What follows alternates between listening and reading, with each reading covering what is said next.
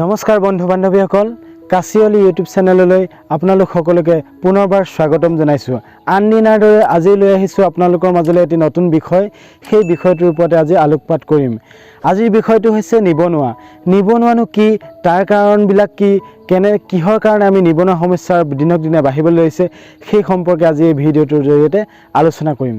সাধাৰণতে কৰ্মসংস্থাপন নোহোৱা শিক্ষিত লোকসকলকে নিবনুৱা বুলি কোৱা হয়, যাৰ কাৰণ হৈছে জনসংখ্যা বৃদ্ধি।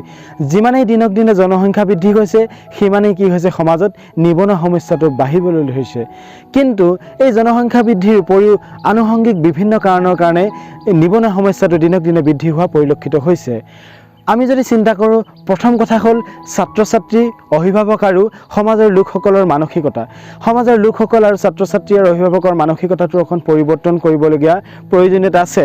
কিয়নো আমি সমাজত দেখিবলৈ পোৱা যায়, মেট্ৰিক হায়াৰ ছেকেণ্ডেৰী বা BA পাছ কৰাৰ পিছত এজন ছাত্ৰ ছাত্ৰীক কেনেধৰণৰ বিষয় ল'ব, কি ষ্ট্ৰীম ল'ব, কি বিভাগ ল'ব, সেই ক্ষেত্ৰত বহুতো অভিভাৱক বা সমাজৰ লোকসকলে বুজা জাপি দিয়া হয় যে তই ফাৰ্ষ্ট ক্লাছ পাইছ, গতিকে কি কৰিব লাগিব, তই কমাৰ্চ পঢ় বা ছায়েন্স পঢ়। কিন্তু ল'ৰা ছোৱালীৰ ৰুচি কি, অভিৰুচি কি, সেইটোৰ ওপৰত গুৰুত্ব দিয়া নহয়। তাৰ বিপৰীতে যদি চাই, থাৰ্ড ডিভিজন বা ছেকেণ্ড ডিভিজন পোৱা ল'ৰাটোক কি কৰা হয় যে তুমি আৰ্টছত পঢ়িব লাগিব, তুমি নম্বৰ কম পাইছা। কিন্তু তাৰ হয়তো ৰুচিটো ছায়েন্সৰ ফালে বা কমাৰ্চৰ ফালে থাকিবও পাৰে। গতিকে সকলোৰে মানসিকতাটো পৰিৱৰ্তন কৰাৰ প্ৰয়োজনীয়তা আহি পৰিছে বৰ্তমান সময়ত। নিবনুৱা সমস্যা বৃদ্ধি হোৱাৰ আন এটা কাৰণ হৈছে সমাজৰ লোকসকলৰ কৰ্মস্পৃহাৰ অভাৱ। কৰ্মবিমুখিতাও নিবনুৱা সমস্যাৰ সৃষ্টি হোৱাৰ ক্ষেত্ৰত, নিবনুৱা সমস্যা বৃদ্ধি হোৱাৰ ক্ষেত্ৰত উদগনি যোগোৱা পৰিলক্ষিত হয়। আমাৰ সমাজৰ লোকসকল, বিশেষকৈ যুৱশক্তি কৰ্মপটু হ'ব লাগিব, প্ৰডাক্টিভ হ'ব লাগিব, ক্ৰিয়েটিভ হ'ব লাগিব। তেনেকুৱা ধৰণৰ দৃষ্টিভংগী আগবাঢ়িলেহে আমি এই সমাজৰ সেই যিবিলাক নিবনুৱা সমস্যা আমি নিৰ্মূল কৰিব পাৰিম। তাৰ লগে লগে আমি যদি মন কৰোঁ, চাকৰিমুখী চিন্তাধাৰাও সমাজৰ নিবনুৱা সমস্যা বৃদ্ধি কৰাত সহায় কৰিছে। স্বাৱলম্বনৰ প্ৰতি গুৰুত্ব কম দিয়া হৈছে বৰ্তমানৰ যুৱ প্ৰজন্মই। চাকৰিমুখী চিন্তাধাৰাই মানুহখিনি কি কৰিছে যে অকল চাকৰিমুখী কৰি স্বাৱলম্বনৰ প্ৰতি, স্বনিৰ্ভৰশীলতাৰ প্ৰতি গুৰুত্বটো সদায় কমি গৈ আছে। আমাৰ মহামান্য প্ৰাক্তন ৰাষ্ট্ৰপতি প্ৰয়াত APJ আব্দুল কালাম ডাঙৰীয়াই তেওঁ কৈছিলে যে যিদিনালৈকে দেশৰ যুৱশক্তিয়ে চাকৰি বিচাৰি জীৱনৰ অমূল্য সময়বিলাক নষ্ট কৰি থাকিব, তেতিয়ালৈকে চাকৰিয়ালৰহে জন্ম হ'ব, সমাজত মালিকৰ জন্ম নহ'ব বুলি। গতিকে সেই কথাটো যদি মন কৰোঁ, সঁচাকৈয়ে আমি যদি সদায় চাকৰিমুখী হওঁ, তেতিয়া কিন্তু আমাৰ দেশখন আগবাঢ়ি যোৱাৰ ক্ষেত্ৰত থমকি ৰ'ব লাগিব। দিল্লীৰ এখন সভাত এজন ব্যক্তিয়ে 5000 ছাত্ৰ ছাত্ৰীক লৈ এটা সমীক্ষা চলাইছিলে। তেওঁলোকক কোৱা হৈছিলে যে তোমালোকৰ কিমান সংখ্যক ছাত্ৰ ছাত্ৰীয়ে চাকৰি কৰিব বিচাৰা, চৰকাৰী চাকৰিত নিয়োজিত হ'ব বিচাৰা, হাত দাঙিবলৈ দিয়া হৈছিলে। আৰু তাৰে 91% ছাত্ৰ ছাত্ৰীয়ে চাকৰি কৰিব বিচাৰি হাত দাঙিছিলে। তেতিয়া তেওঁ কৈছিলে, পৃথিৱীৰ আন দেশবিলাকৰ তুলনাত আমাৰ ভাৰতবৰ্ষখন যে আগবাঢ়ি যাব পৰা নাই, সেই কথাটোৰ মূল কাৰণ হৈছে এইটোৱেই যে সকলো মানুহে বিশেষকৈ চাকৰি বিচাৰি এটা নিজৰ চিকিউৰিটি এটা বিচাৰে। কিন্তু কৰ্মমুখিতাৰে নিজৰ স্বাৱলম্বনৰ পথ বাছি লৈ নিজক আগুৱাই লৈ মালিক হোৱাৰ চিন্তাধাৰাটো কিন্তু আমাৰ দেশত কমি আছে বুলি এতিয়াও তেওঁ মত পোষণ কৰিছিলে। চাকৰিমুখী শিক্ষা ব্যৱস্থাই ছাত্ৰ ছাত্ৰীক এটা ডিগ্ৰী লাভ কৰাৰ কাৰণেহে উপযুক্ত কৰি তুলিছে। কাৰিকৰী আৰু বৃত্তিমুখী শিক্ষাৰ প্ৰচলনৰ অভাৱে সমাজত কি কৰিছে, সমাজৰ ব্যক্তিসকলক চাকৰিমুখী কৰি তুলিছে আৰু নিবনুৱা সমস্যা দিনক দিনে বাঢ়িবলৈ ধৰিছে।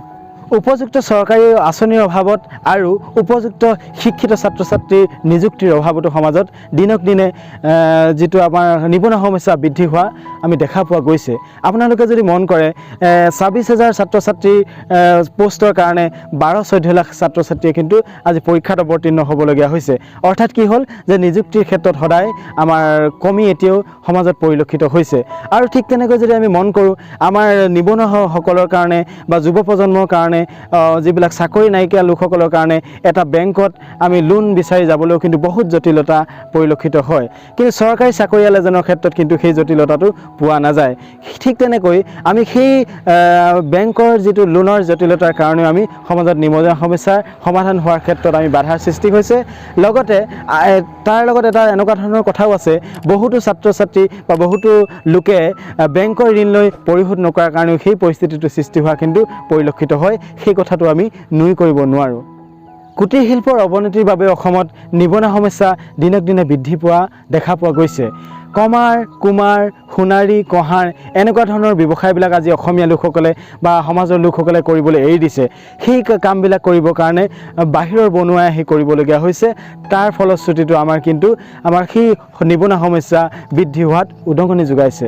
অসমত উৎপন্ন হোৱা খাৰুৱা তেল, কুঁহিয়াৰ, মৰাপাট আদি উদ্যোগৰ সংখ্যাটো খুব কম। যিমান পৰিমাণৰ আমাৰ কেঁচা সামগ্ৰী পোৱা যায় সিমান পৰিমাণৰ উদ্যোগ কিন্তু আমাৰ অসমত দেখিবলৈ পোৱা নাযায়। কামৰ মৰ্যাদা নুবুজাৰ বাবেও বহু লোক নিবনুৱা হ'ব লগা হৈছে। আপোনালোকে যদি মন কৰে অসমৰ চাহ বাগান, কাঠফলা কল, ধান বনা কল আদি বিভিন্ন ধৰণৰ ইটা ভাটা সেইবিলাক কয়লাৰ খনি তেনেকুৱাবিলাকত কি কৈছে আমাৰ অসমৰ বহুতো লোকে তাত নিয়োজিত নহয়। বাহিৰৰ বনুৱাই আহি তেনেকুৱা ধৰণৰ কামবোৰ কৰিবলগীয়া হৈছে। তেনে ফলতো কি হৈছে যে আমাৰ নিজৰ কামবিলাক আমি নিজে নকৰাৰ কাৰণে বেলেগৰ বনুৱাই আহি কৰিবলগীয়া হৈছে আৰু অসমত নিবনুৱা সমস্যা দিনক দিনে বৃদ্ধি পাব লগা হৈছে। কথা হ'ল কি কাম কাজৰ বাছ বিচাৰৰ বাবেও কিন্তু অসমত নিবনুৱা সমস্যা পয়োভৰ বৃদ্ধি হোৱাৰ পৰিলক্ষিত হৈছে। আমি ইতিমধ্যে নিবনুৱা সমস্যাৰ কাৰণসমূহ আলোচনা কৰিলোঁ। যিহেতু আমাৰ মাজতে এই সমস্যাবোৰ সৃষ্টি হৈছে গতিকে আমি এই সমস্যাবিলাক নিৰ্মূল কৰিব লাগিব। প্ৰথম কথা হ'ল অসমত বিভিন্ন ধৰণৰ আমি সমস্যা সমাধানৰ পথ প্ৰশস্ত কৰিব পৰা ব্যৱস্থা আমাৰ মাজত আছে। যেনেকৈ আমি অসমত জাৰ্চি গাই পালন, গাহৰি পালন, মীন পালন, ছাগলী পালন এনেকুৱা ধৰণৰ বিভিন্ন ধৰণৰ জীৱ জন্তু পালন কৰি আমি সেই নিবনুৱা সমস্যা দূৰ কৰি আমি স্বাৱলম্বনৰ পথ বিচাৰি ল'ব পাৰোঁ। গতিকে আহকচোন আমি ব্যৱসায় বাণিজ্য কৰি আমি স্বাৱলম্বনৰ পথ প্ৰশস্ত কৰোঁ। বিশেষকৈ এই বছৰ আমি অসমৰ বহু মাটি খেতি নকৰাকৈ পৰি থকা দেখিবলৈ পোৱা গৈছে।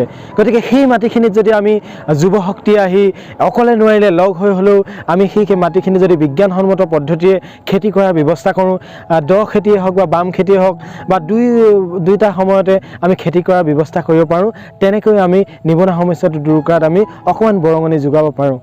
অসমত কৰিব পৰা এটা কৰ্ম হৈছে বাঁহ বেতৰ কৰ্ম।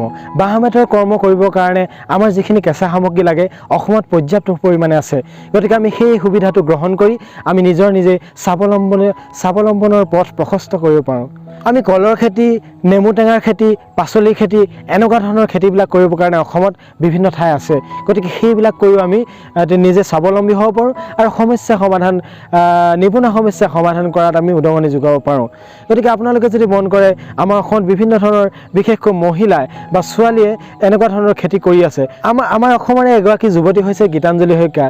তাই বিভিন্ন ধৰণৰ শাক পাচলিৰ পুলি আৰু শাক পাচলিৰ খেতি কৰি তেওঁ কি কৰিছে তেওঁ নিজে স্বাৱলম্বী হৈছে আৰু এটা আদৰ্শ সৃষ্টি কৰিছে অসমৰ কাৰণে। গতিকে তেনেকুৱা ধৰণৰ আমি চিন্তাধাৰাৰে তাই মহিলা হৈ যেতিয়া কৰিছে আমি যুৱশক্তিয়ে কিয় কৰিব নোৱাৰোঁ, যুৱকসকলে কিয় কৰিব নোৱাৰোঁ। ঠিক তেনেকৈ বনশ্ৰী দুৱাৰাই অট'মেটিক কণী ফাৰ্ম এখন খুলিছে আমাৰ নৰ্থ ইষ্টৰ ভিতৰতে উল্লেখযোগ্য।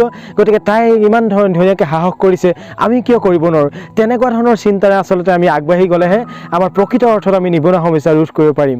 আৰু এগৰাকী আছে যে ববিতা দুৱাৰাই তেওঁ বেংকৰ চাকৰি, চৰকাৰী বেংকৰ চাকৰি এৰি তেওঁ কি কৰিছে বিভিন্ন ধৰণে জাৰ্চি গাই, ছাগলী পালন আৰু তেওঁ বিভিন্ন ধৰণে মাছ পালনৰ তেনেকুৱা ধৰণে এখন ফাৰ্মিং কৰি তেওঁ নিজৰ মনে বিচৰা ৰুচি অনুসৰি তেওঁ নিজে স্বাৱলম্বনৰ পথ বিচাৰি লৈছে। গতিকে সেইবিলাক আমাৰ কাৰণে আদৰ্শ। আচলতে আমি সেইবিলাক আদৰ্শ ল'ব লাগে। সেইবিলাক আদৰ্শ লৈ আমাৰ যুৱশক্তিটোক আগুৱাই লৈ যাব লাগে আৰু আমাৰ অসমখন জীপাল কৰি তুলিব লাগে। ছাত্ৰ ছাত্ৰীসকলে ক্ষুদ্ৰ উদ্যোগ স্থাপনৰ চিন্তা কৰিব লাগে। বহুতৰে হয় আঁচনি আছে, টকা পইচা নাই, আৰু বহুতৰ টকা পইচা আছে লগত আঁচনি নাই। গতিকে তেওঁলোকে লগ হৈ এনেকুৱা ধৰণৰ সৃজনীশীল কামত আগবাঢ়িব লাগে আৰু চৰকাৰেও এনেকুৱা ধৰণৰ উদ্যোগ লোৱাৰ ক্ষেত্ৰত উদগনি যোগাব লাগে আৰু সকলোকে আমাৰ যুৱ প্ৰজন্মক আগবাঢ়ি যাবৰ কাৰণে চৰকাৰে আঁচনি গ্ৰহণ কৰিব লাগে। আহকচোন আমি সময় উপযোগী চিন্তাৰে, সামাজিক দৃষ্টিভংগীৰে আৰু নিজৰ ৰুচি অভিৰুচি অনুসৰি জীৱনটো আগুৱাই লৈ যাওঁ। আমি স্বাৱলম্বনৰ পথ প্ৰশস্ত কৰোঁ আৰু নিবনুৱা সমস্যা সমাধান কৰোঁ। আহকচোন আমি কৰ্মমুখিতাৰে জীৱন ধন্য কৰোঁ আৰু নিবনুৱা সমস্যা সমাধান কৰোঁ। আজি ভিডিঅ'টো ইমানেই আছিলে। অনাগত সময়ত এনেকুৱা ধৰণৰ ভিডিঅ'বিলাক লৈ, এনেকুৱা ধৰণৰ বিষয়বিলাক লৈ আপোনালোকৰ মাজলৈ পুনৰ আহিম। গতিকে আপোনালোকে ভিডিঅ'টো কেনে পালে কমেণ্ট কৰি জনাব, লাইক কৰিব, ছাবস্ক্ৰাইব কৰিব আৰু শ্বেয়াৰ কৰিব আৰু মোক আশীৰ্বাদ কৰিব অনাগত সময়ত যাতে মই আগুৱাই যাব পাৰোঁ। ধন্যবাদ।